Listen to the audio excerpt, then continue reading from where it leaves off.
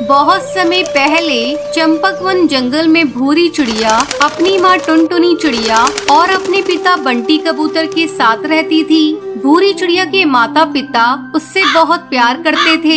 एक दिन टुनटुनी चिड़िया बीमार पड़ जाती है और उसे अपनी बेटी की चिंता सताने लगती है। ऐसे में एक दिन टुनटुनी चिड़िया बैठी धूप सेक रही थी। तभी वो देखती है कि पड़ोस में रहने वाली चिंकी चिड़िया की सौतेली माँ उसे धक्के देकर घोंसले से बाहर निकाल देती है। ये सब देखकर टुनटुनी चिड़िया बहुत डर जाती है और वो सोचने लगती है, अगर मैं मर गई तो मेरी बेटी का क्या होगा? अगर बंटी कबूतर ने दूसरी शादी कर ली तो सौतेली माँ मेरी बेटी को इसी तरह घर से बाहर निकाल देगी। जब शाम को बंटी कबूतर घर लौटता है तो टुनटुनी उससे कहती है, सुनो जी, अगर मैं मर गई तो तुम दूसरी शादी मत करना, वरना सौतेली माँ मेरी बेटी पर बहुत अत्याचार करेगी। ये सुनकर बंटी कबूतर उसे समझाते हुए कहता है, टुनटुनी चिड़िया, मरे तुम्हारे दुश्मन, तुम ये कैसी बातें कर रही हो? तुम्हें कुछ नहीं होगा, तुम जल्दी ही ठीक हो जाओगी।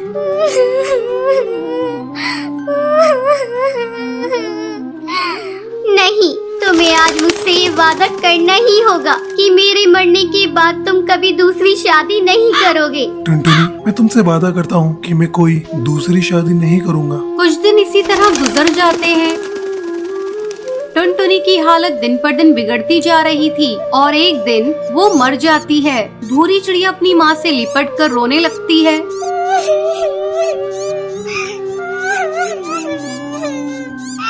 उठो ना माँ, तुम उठ क्यों नहीं रही हो? माँ कुछ तो बोलो, अपनी बेटी को इस तरह छोड़कर कहाँ चली गई? माँ आंखें खोलो, माँ उठो ना। अपनी बेटी को रोता देखकर बंटी कबूतर उसे चुप कराता है। बेटी, तेरी माँ बहुत अच्छी थी, इसलिए भगवान ने उसे अपने पास बुला लिया। अब बंटी कबूतर अपनी बेटी का ध्यान रखता था और फिर काम पर चला जाता था। एक दिन उसके घर कालू कौआ आता है और उससे कहता है, तुम कब तक भाभी के गम में इस तरह डूबे रहोगे? मेरी मानो तो तुम दूसरी शादी कर लो। भूरी अभी बहुत छोटी है, उसे माँ की जरूरत है। कालू कौआ बंटी कबूतर को बहुत समझाता है। ना चाहते हुए भी बंटी कबूतर कालू कौवे की बात मान लेता है और वो टोनी चिड़िया से शादी कर लेता है। टोनी चिड़िया शक्ल से बहुत ही भोली थी, वास्तव में वो बहुत ही निर्दयी थी। टोनी चिड़िया बंटी कबूतर के सामने भूरी चिड़िया से बहुत प्यार करती, लेकिन उसके काम पर जाते ही वो भूरी चिड़िया पर अत्याचार करना शुरू कर देती थी। एक दिन वो भूरी चिड़िया से कहती है, अरे ओ महारानी, चल उठाइए झाड़ू और कमरे में झाड़ू लगा, फिर आकर मेरे पैर दबा। और खबरदार, अगर तूने अपने बाप से कुछ कहा तो मैं तेरी बोटी बोटी काट कर चील को खिला दूंगी। तेरे बाप को पता भी नहीं चलेगा। अपनी सौतेली माँ की बात सुनकर भूरी चिड़िया बहुत डर जाती है। वो अपने पिता से कुछ नहीं कहती। एक दिन भूरी चिड़िया की तबीयत कुछ खराब थी। जब टोनी चिड़िया उससे काम करने को कहती है तब भूरी चिड़िया मना कर देती है। माँ, आज मेरी बहुत तबीयत खराब है, इसलिए मैं घर का काम नहीं कर पाऊंगी। मुझे बहुत कमजोरी महसूस हो रही है, आज आप घर का काम कर लीजिए। भूरी चिड़िया की बातें सुनकर टोनी चिड़िया गुस्सा हो जाती है और गुस्से में उसे पीटने लगती है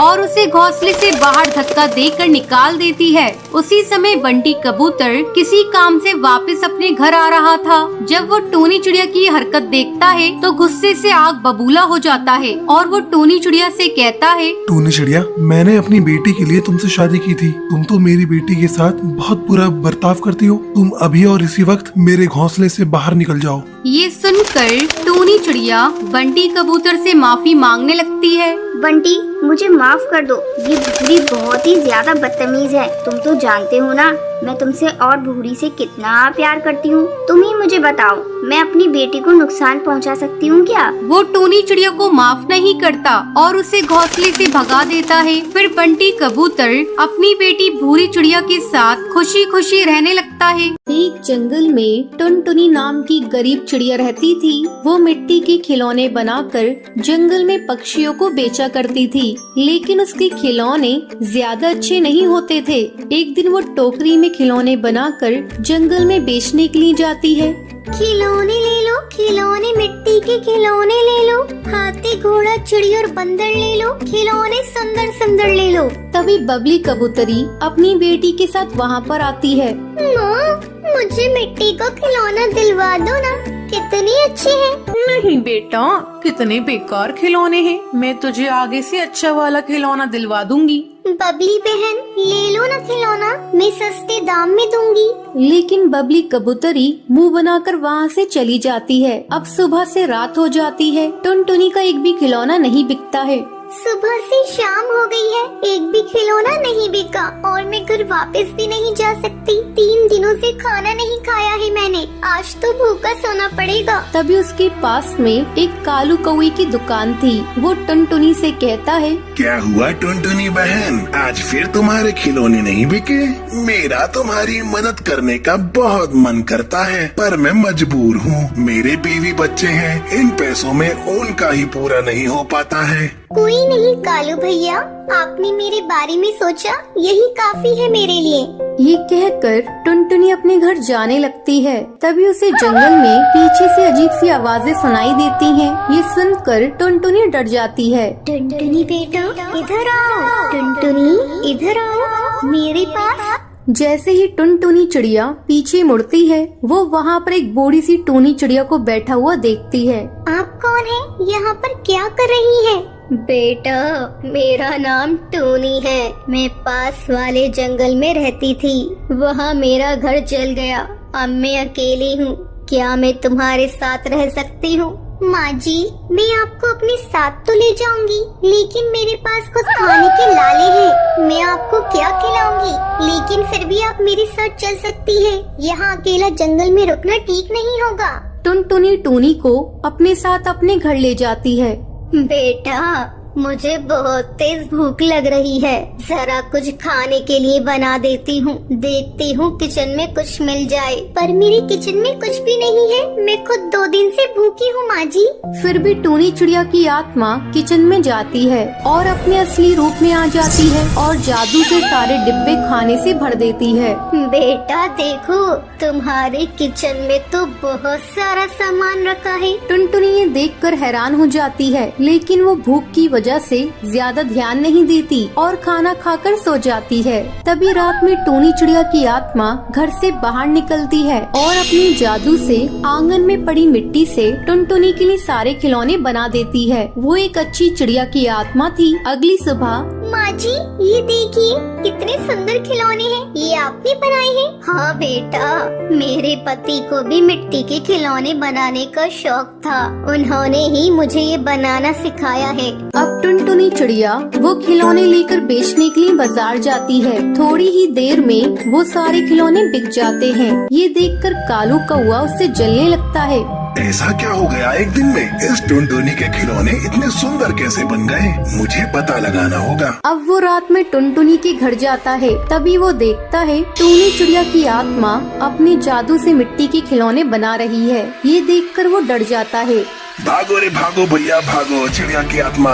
अगले दिन वो जंगल के पक्षी और जादूगरनी के साथ टुनटुनी के घर आता है। अरे टुनटुनी, बाहर निकलो, घर से बाहर आओ। क्या हुआ है भैया, आप इतना चिल्ला क्यों रहे हैं? टुनटुनी, कल रात कालू कौवे ने तुम्हारे यहाँ एक चिड़िया की आत्मा को देखा है। कहाँ है? उसे घर से बाहर निकालो, कहाँ छुपा रखा है? कालू कौवा, वो औरत बहुत अच्छी है, वो कोई चिड़िया की आत्मा नहीं है। माँ जी बाहर आइए, देखिए ये सब आपको क्या बोल रहे हैं। टूनी चिड़िया बाहर आती है। जादूगरनी उससे पूछती है, कौन हो तुम? यहाँ पर क्या कर रही हो? बता, तू चिड़िया की आत्मा है ना? मैं जानती हूँ।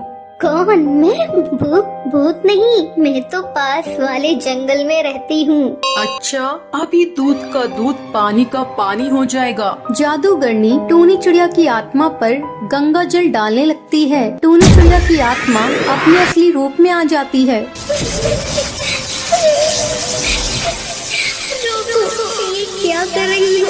मुझे दर्द हो रहा है, जाने दो, मैं किसी को नुकसान पहुंचाने नहीं आई हूँ। मैंने तुम्हारा क्या बिगाड़ा है? ठीक है, मैं सच सच बताती हूँ। जादू करनी रोको, नहीं दर्द हो रहा है। उन्हें अपनी बात बोलने का मौका तो दीजिए। मैं पूछती हूँ, माँ जी आप चिड़िया की आत्मा हैं। आपने हमेशा मेरी मदद की, पर आपने मुझे बताया क्यों नहीं? बेटा मुझे माफ कर दो, मैंने तुमसे सच छुपाया। मेरी एक बेटी थी, बिल्कुल तुम्हारी जैसी। मैं उससे बहुत प्यार करती थी, लेकिन बीमारी की वजह से उसकी मौत हो गई। उसकी याद में मैंने खुदकुशी कर ली और एक आत्मा के रूप में इधर उधर भटकती रही। जब उस रात मैंने तुम्हें परेशान देखा तो मुझे अपनी बेटी की याद आ गई, इसलिए मैं तुम्हारी मदद कर रही थी। इसके अलावा मैं तुम्हें नुकसान नहीं पहुंचाना चाहती थी। ये सुनकर सबकी आंखों में से आंसू निकलने लगते हैं। टुनटुनी रोते हुए कहती है, माँ आप परेशान मत होइए, मैं भी आपकी बेटी जैसी हूँ। हाँ बेटा, मुझे तुम्हारे रूप में अपनी बेटी मिल गई। मुझे अब और क्या चाहिए? मैं चलती हूँ, बस तुम ध्यान रखना। जब भी तुम्हें मेरी जरूरत होगी मैं तुम्हारे पास मिलूंगी। ये कहकर टूनी चिड़िया की आत्मा वहाँ से चली जाती है। एक दिन बंटी खुशी खुशी ऑफिस से घर आता है और अपनी पत्नी टुनटुनी को बुलाता है। टुनटुनी कहाँ हो तुम? जल्दी इधर आओ। क्या हुआ बेटा, आज तू बड़ा खुश लग रहा है। हाँ माँ, आज मैं बहुत खुश हूँ क्योंकि मेरा आज प्रमोशन हुआ है। माँ ये देखो, मैं तुम्हारे लिए शॉल लेकर आया हूँ। तभी वहाँ टुनटुनी आ जाती है। क्या बात है जी, आपने मुझे क्यों बुलाया? हाँ टुनटुनी, ये लो, मैं तुम्हारे लिए सोने का हार लेकर आया हूँ। ये हार बहुत ही अच्छा लग रहा है। हाँ हाँ बेटा, इस तरक्की में इसी का तो हाथ है, मेरा तो जैसे कुछ है ही नहीं। ये लो पकड़ो अपनी घटिया शॉल, मुझे नहीं लेना। बबली गुस्से में शॉल फेंक कर वहाँ से चली जाती है। अगली सुबह जब टुनटुनी सबके लिए चाय बना रही होती है तो वहाँ बबली आ जाती है। बहू तू तो बड़ी शातिर निकली, तूने मेरे बेटे को अपने कब्जे में कर लिया। अब वो तेरी हर बात मानता है, मैं तो जैसे कुछ हूँ ही नहीं। माँ जी आप ये क्या कह रही हैं? मैंने क्या किया है? तूने मेरे बेटे को काबू में कर लिया है और कह रही है कि मैंने क्या किया। मेरा बेटा कल तेरे लिए इतना महंगा हार लेकर आया और मेरे लिए बस 500 रुपए की शॉल। माँ जी वो हार आप ले लीजिए, मैं क्या करूँ? मैं तो इतने महंगे हार पहनती भी नहीं हूँ। अच्छा तो अब तू मुझे भीख में देगी? मैं तेरे पर तोड़ दूंगी। तू अपनी औकात में रहा कर, अब खड़ी खड़ी मेरा मुंह देखेगी। चल अब जा जाके चाय बना। टुनटुनी बबली को चाय देती है। बबली जानबूझकर गर्मा गर्म चाय टुनटुनी पे गिरा देती है। माँ जी आपने ये क्या किया? तेरे साथ जो मैंने किया बहुत सही किया। इसी तरह कुछ दिन गुजर जाते हैं। एक दिन बबली जंगल से घर आती है। टुनटुनी, अरे ओ टुनटुनी, कहाँ मर गई? जल्दी से मेरे लिए एक गिलास पानी ला। अभी लाती हूँ माँ जी। टुनटुनी पानी लाकर अपनी सास को लाकर देती है। तभी अनाज घर में से जलने की बू आती है। टुनटुनी भागकर अनाज घर में जाती है। हे भगवान ये क्या हो गया? माँ जी तो आज मुझे मार ही डालेंगी। तभी बबली कबूतरी आकर टुनटुनी पर चिल्लाने लगती है। अरे ये क्या किया तूने? पूरे साल का राशन का तूने सत्यानाश कर दिया। कल मुही इतना अनाज और चावल जला दिया। पूरे साल भर का तो था, भरी बारिश में चुन चुन कर इकट्ठा किया था ताकि इस बार की बारिश आराम से कट सके। इसकी भरपाई कौन करेगा? तेरा वो कंगाल बाप। मेरे पापा को बीच में मत लाइए। तेरे बाप को कंगाल ना कहूँ तो क्या कहूँ? उसने 2 जोड़ी कपड़ों में तुझे मेरे मत्थे मर दिया। मैंने तो सोचा था अपनी बेटी की शादी किसी अमीर चिड़िया से करूँगी। ठहर जा, मैं तुझे अभी बताती हूँ। इतना कहकर बबली जलती हुई लकड़ी से टुनटुनी के पर जला देती है। माँ जी आपने ये क्या कर दिया? रात को जब बंटी घर आता है तो वो टुनटुनी के जले हुए पर देखकर वो उससे पूछता है। टुनटुनी ये क्या हुआ तुम्हारे पर को? ये तुम्हारा पर कैसे जल गया? वो कुछ नहीं जी, किचन में काम करते समय जल गया था। टुनटुनी तुम झूठ मत बोलो, मैं सब जानता हूँ। ये सब माँ का किया धरा है। मैं अभी माँ से जाकर पूछता हूँ। बंटी गुस्से में बबली के घोंसले में जाता है। माँ तुमने बहुत अत्याचार कर लिया टुनटुनी पर। अब मैं और नहीं रह सकता यहाँ पर। मैं टुनटुनी को लेकर यहाँ से चला जाता हूँ। नहीं बेटा, इस बुढ़ापे में तू मुझे छोड़कर मत जा। आगे से तुझे मेरी कोई शिकायत नहीं मिलेगी। नहीं माँ, अब मैं तुम्हारी एक नहीं सुनूंगा। मैं जा रहा हूँ। बंटी टुनटुनी को लेकर घर छोड़कर चला जाता है और दूसरी नदी किनारे बने पेड़ पर अपना आशियाना बनाता है। ऐसे ही कुछ साल गुजर जाते हैं। एक दिन जंगल में भारी तूफान और बारिश आई हुई थी। माँ इस भयंकर तूफान में कैसे अपने आप को बचा रही होंगी? मुझे जाकर उन्हें देखना चाहिए। बंटी और टुनटुनी भारी तूफान का सामना करते हुए अपने पुराने घर पहुंचते हैं। वहाँ बबली कबूतरी बारिश में भीग रही थी और आखिरी सांसें गिन रही थी। माँ तुम्हें क्या हुआ माँ? बेटा मुझे माफ कर दे। बहू तू भी मुझे माफ कर दे। इतना कहते हुए उसकी सांसें वहीं रुक जाती हैं। उस दिन के बाद से टुनटुनी और बंटी अपनी माँ के घर में रहने लगते हैं।